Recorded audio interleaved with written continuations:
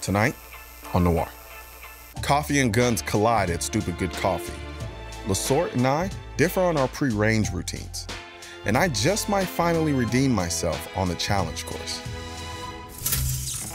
Welcome back to another episode of Noir, and in case you're wondering what these two are doing, Amy thought it would be a good idea to have a core challenge to see who can hold their legs up the longest. Because I'm cooler than both of them and smarter, I decided not to partake in the challenge. So I'm gonna let them sit here with their legs in the air, and I'm gonna talk to you about a cool little coffee shop that I recently found, actually kind of right around the corner from me in downtown Dallas. Let's take a look.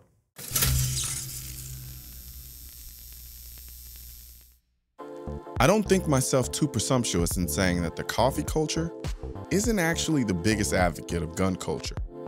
So what do you do when you walk into a coffee shop and you're greeted by a Glock 19 toting barista and there's a Tavor sitting on a coffee table, like some tactical art exhibition?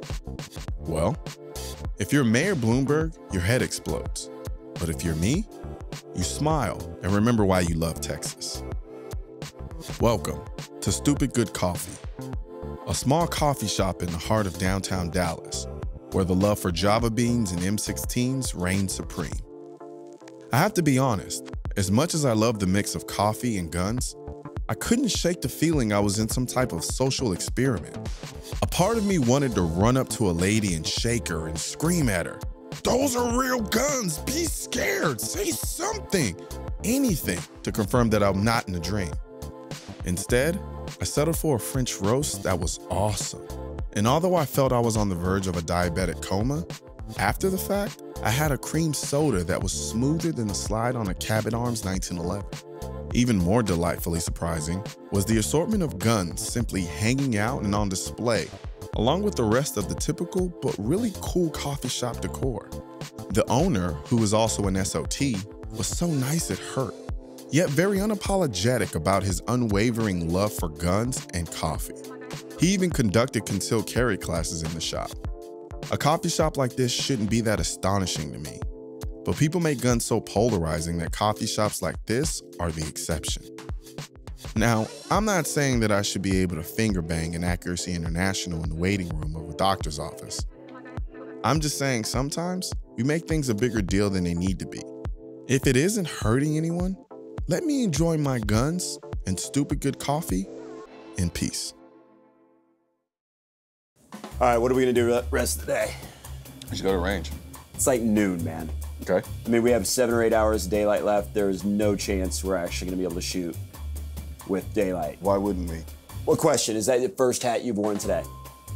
Yes. Okay, well, we know that you're gonna have to try on probably 20 before you get to the range. How many shirts, how many shoes, how many pairs of pants? There's a method to the madness. Now, I think we're being a little unfair. Right. Right? I mean, I'm pretty sure everybody has their own little unique pre-range rituals that they kind of engage in before they go to the range. No doubt about it. You know? Kind of like the never enough ammo guy. All right, for the range today. All right, what are we looking at? 900 rounds of 5.56. Okay. That's 30 mags. Okay, about what, 15 minutes? Time? 200 rounds of 308. We're gonna be shooting 1,000-yard steel. That should last us an hour. Again, I'll keep you off the gun as much as possible. 30 minutes. 500 rounds, 9mm. How long that's gonna last you? 2 what? minutes. So we're gonna be out of ammo with 3 hours of daylight left. We have 5,000 rounds of 22. What's your favorite gun to shoot, or one of them? MP 1522. Let's have some fun. All right, that should put us right to dark. And if we run out of that, you know what we can do then? Buy more ammo. Okay, yeah. So how about Mr. Can't Handle the Pressure Noir?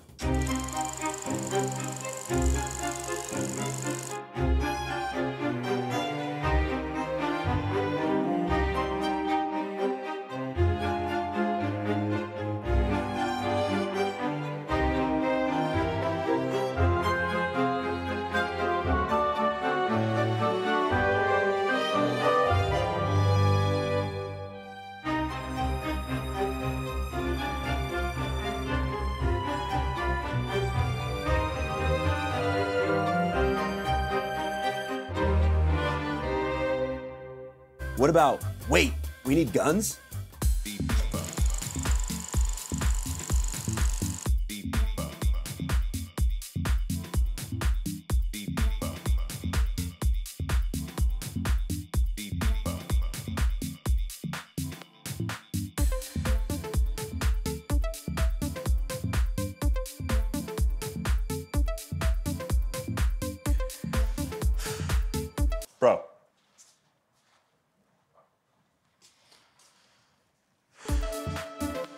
But of course, we can't forget the zombie apocalypse, man. No, I watched too much Walking Dead for that. You just started.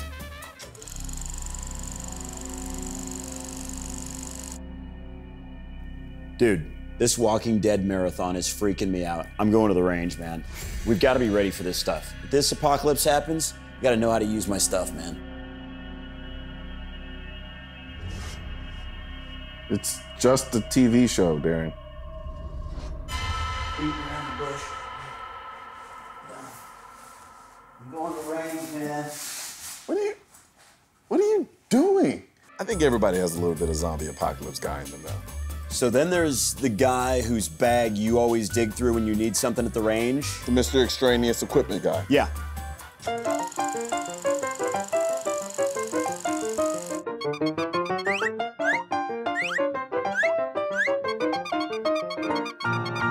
Then there's that kind of weird, it's so simple, it's scary guy.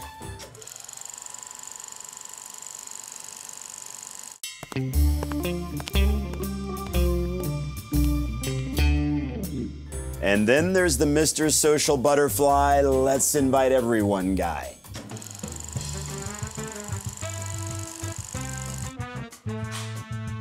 Hey, what's going on, Mike? Yeah, me and LaSorte are about to hit the range. Hey, Ashley, what's going on? Hey, what's going on, Steve? Samantha, Chris, Jason, Christina, how's it going? Bobby, Josephine, hey, Cheryl. We have enough people. Let's go. Just one more. And then, of course, there's the Mr. Clean guy.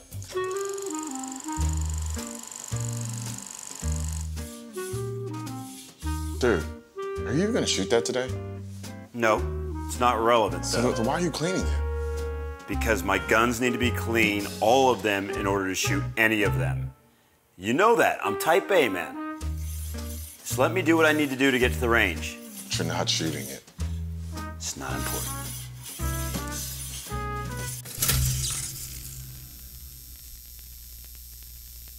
Hey, he's cooking right now, too. He's bringing out his 100% sprint.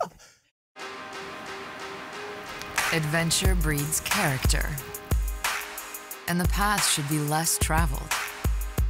Independence breeds survival, and you must depend on who you know you are. Your inspiration drives you to never waste a moment.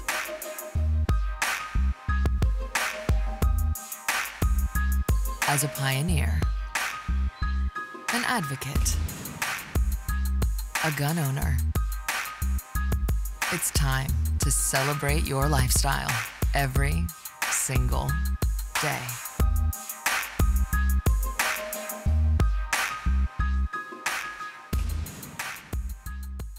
So, by far, the most frustrating aspects of my entire life stem from my pre-range routine. You have so much to worry about. Rough My life. entire apartment turns into a hurricane. I'm talking there are bags, there are guns, there are clothes, there are hats. It's just nuts. And God forbid I actually have to record a video going out there. I get all this done within an hour and a half, 2 hours, and next thing I know, I get to the range, and guess what? I forgot my SD card. So my pre-range routine is not an exercise in euphoria and bliss. No. It's an exercise to see how much hell I can put myself through. It took me back to my basketball days. I would go off somewhere by myself, take my headphones off, just dead silent, and really run through myself doing positive things in a game, making good shots, making steals, making the big plays when it really, really mattered. And so that was kind of my pregame ritual, and then I got pumped up to some kind of song. It was always different, just whatever was on shuffle. But it was cool to see that because I had a flashback. What'd you do before this one? Oh, man. The old freestyle field pregame ritual. That was a little bit different. That takes me back to my sports days when I was a basketball player, football player, track. It was definitely a mindset thing. It's just kind of getting focused and understanding what's going to take place. I had some concerns about certain potential injuries I might have with like my IT band, which constantly giving me problems. Right. I went and saw a trainer. I did all of those things just because I didn't want anything to kind of hold back what we wanted to do that night. And I wanted to be able to perform at the top of my ability. I practice dry firing because I knew trigger control was such a big aspect of this shooting. The importance. Dry firing. I know it sounds so boring. It sounds so boring. Typical LaSorte. I know. And I also tried to focus on if I did run into problems, I could overcome quickly because when that buzzer sounds, your brain really does get really kind of foggy, and some positive thinking like you did in your basketball days, trying to think good thoughts that I was going to shoot well, that I expected myself to shoot well, and also trying to mentally slow myself down so that I didn't make mistakes. Full of shit. He went to Taco Bell. All right.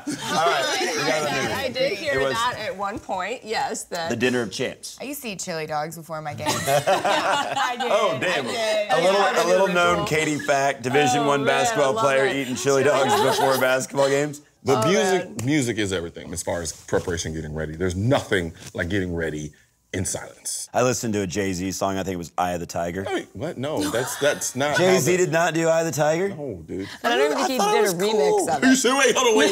You serious? Dude, I just wanted to say that we listen to the same music. But I listened to Eye of the Tiger by Jay-Z. Well, it's time for you to let us know where we're at on the stage. Okay, so after completing 3 stages, LaSorte, you're up by about 10 seconds. Colion, you're at 2 minutes and 21 seconds. And LaSorte, you're at 2 minutes and 11 seconds. So I'm excited for you guys to see stage 4.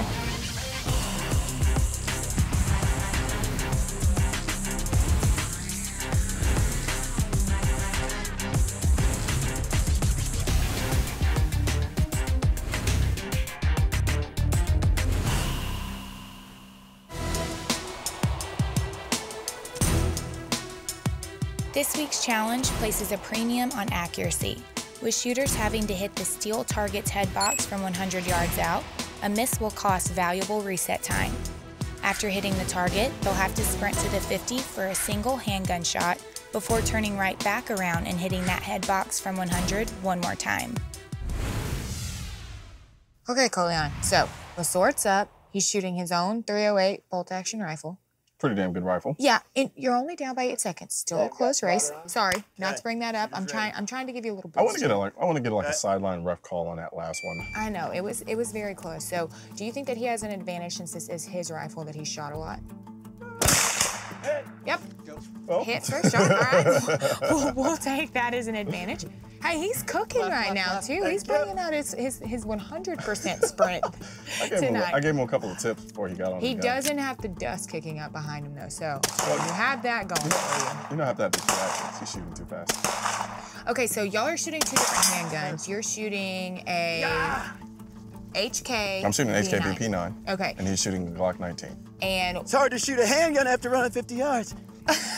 he's already yelling mid-conversation. Oh my gosh. Okay, so y'all have one more shot at the end. What is your choice? Why did you choose your HK over like him choosing the Glock? Good hit. I just love that damn thing. Yeah. I can shoot it fast. I can shoot it accurately. I love the trigger. I think it's actually a better trigger than a stock Glock. Good job. We got you at 47-39. 47-39. 2 shots with the rifle, baby. 2 shots. All right, Colion, I don't we're know gonna how many reset with the this handgun. Okay, I can't count that high. So you stick Get ready. around with me. We'll I'm a little eager, man. I just want to. He's ready to go. I just want to destroy that time real quick, so they're gonna. All right, LaSorte, you had him ready to jump up already in between. That was pretty I mean, impressive. he's anxious to go. I mean, 2 rifle shots, but he's a hell of a handgun shooter. I Right. tend to specialize a little bit in rifle. I hope he takes more than 2 shots. That's your baby. But that handgun, man, I think I had 5 shots before I got it. My advice to you, because I want you to do well, settle down, get that front sight settled. Do it, man. All right. Make it happen. He's in mastering this, All right, biatch. brother, get it done. I want your best today, you know that. I want to beat you at your best. Shooter ready? Shooter ready. On the beat. Do it, baby. Come on. All right, so he's ready to go. You had a great run. Now talk to us. This .308 shot. Well, first shot. He's on it. He heard you talking trash. He's ready to go. You know, I was a little worried about him. That was strong. To be able to get down that quick and not, I mean, it took me some time to settle. I mean, that's like some and a plyometric center work punch. right there, of course. This just He's brought it back impressive to on a even. handgun. You're right, you're right. If he makes this clean headshot right here, then I'm going to be in trouble. Yeah. Okay, I'm You got excited it? to see how this goes. That's a really fun gun, you said. It to shoot, is, correct? just because it's so accurate. I mean, we're shooting at that little eye box right now. Man. Wow. Oh! Wow. I don't even want to know. I do. I'm excited. That was one handgun We got shot. you at 37-42, edging them out.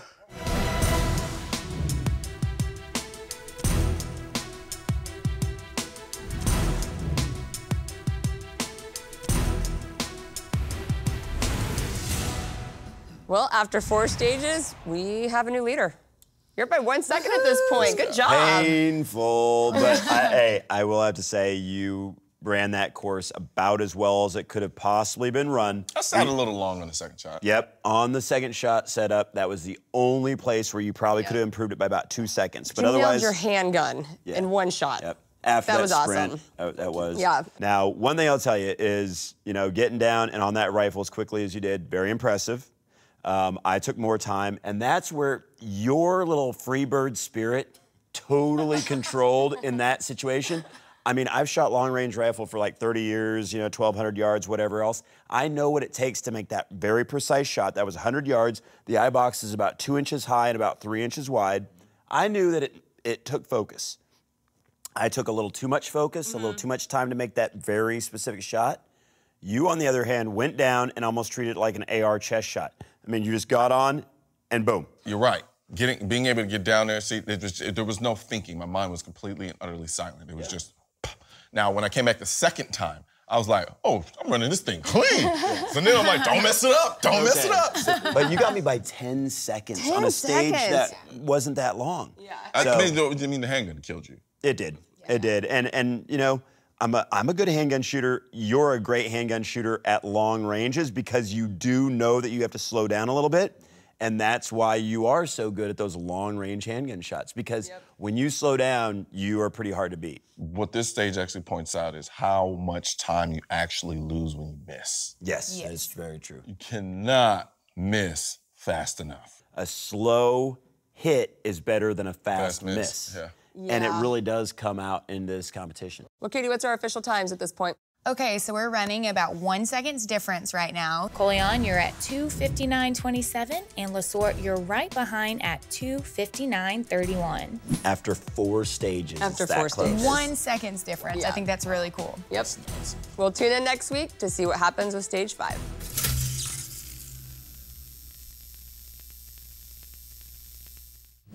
Next week on Noir. You're gonna die! Colion right there just decided to get a little too quick for his own good. Once he took some time, he actually hit it.